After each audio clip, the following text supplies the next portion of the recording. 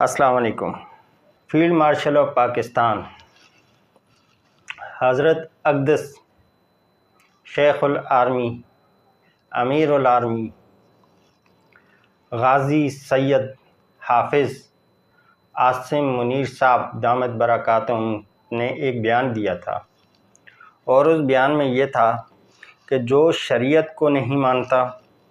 جو آئین کو نہیں مانتا، جو شریعت کو، آئین پاکستان کو، جو شریعت کے اکارڈنگ، جو کہ اسلامی جمہوریہ پاکستان ہے، اسلام کے نام پہ بننے والا پاکستان، اس کو نہیں مانتا، ہم اس کو نہیں مانتے۔ بہت زبردست بیان تھا۔ حضرت اقدس جناب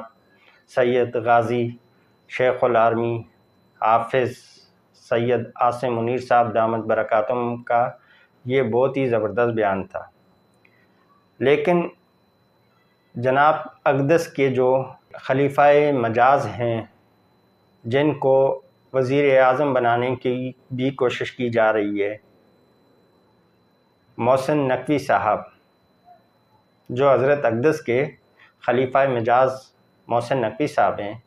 انہوں نے اسلامی جمہوریہ پاکستان کے کیپٹل اسلام آباد میں شراب کا لائسنس 4 ریسٹورنٹ کو ایشو کیا۔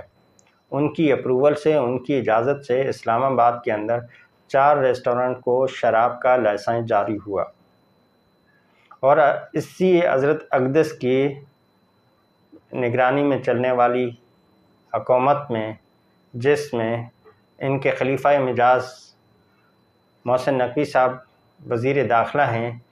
اسلام آباد میں بیٹھتے ہیں، وہیں اسلام آباد میں، اسی اسلام آباد میں مساجد کو شہید کیا گیا۔ پاکستان بننے سے پہلے کی مسجد، 90 سال پرانی مسجد جامع مسجد مدنی کو شہید کر دیا گیا۔